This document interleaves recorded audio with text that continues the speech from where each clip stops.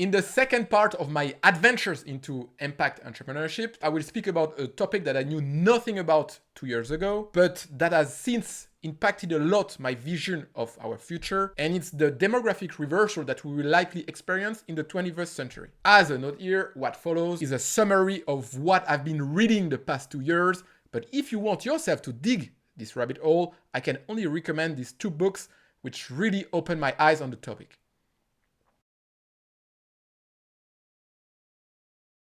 According to UN projections, the world population will likely peak by the end of the 21st century. But a growing number of experts say that this event is likely to happen much earlier. Some say as early as mid-century actually, which is the lowest scenario predicted by this UN study.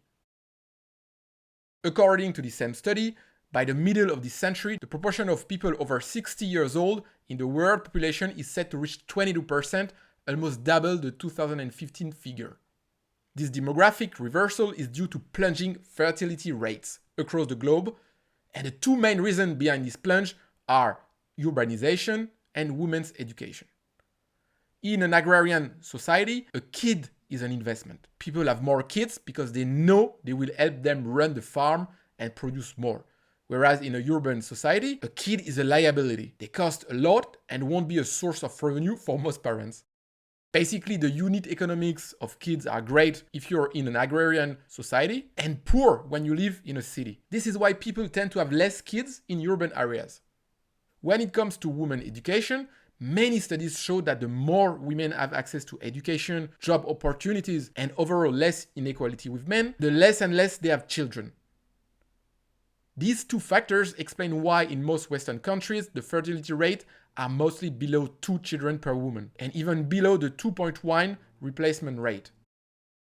But this decreasing fertility rate trend is true everywhere in the world because education and urbanization is also progressing globally. The other very interesting aspect is that once this fertility rate starts to stabilize at around 2, it's almost impossible to make it grow again. So far, all the initiatives created by Western governments to push people to have more children, such as more help and even money incentives, have failed. Once most of the population lives in urban areas and have jobs and their hobbies, they don't want to have more children just for the sake of it. I know that for climate reasons, a lot of people think that a decreasing population is good for the planet, but the problem is that this transition from a world with way more young people than older ones to a world with as many old people as young ones is very problematic for our society, and it will create many challenges. The first obvious challenge will be elder care. As people live longer and longer, we'll have many more old people with mental or physical disabilities who need care. And as much as we speak about software and robots replacing human labor, elder care is one of the areas where automation is the lowest. So if we want to be able to provide good care to most elder, we'll need solutions there. But the challenges created by this aging population goes beyond healthcare. For example, we'll continue to have housing problems as older people tend to stay longer and longer in their house or flat, leading to ever-rising real estate prices in urban areas and the inability for the new generation to live where most of the jobs are. As a plug here, this is why I think that companies such as Colette, which I already spoke about a lot in this newsletter, are really useful for our society. And we can speak about retirement plans too, which are an unsolved challenge for many governments.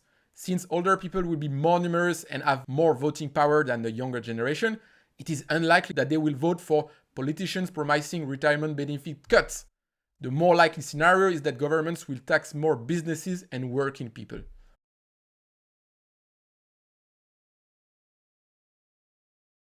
In conclusion, we might think that these challenges are far in the future, in 20 or 30 years for us. But the reality is that they will likely start to be felt much sooner, if not already.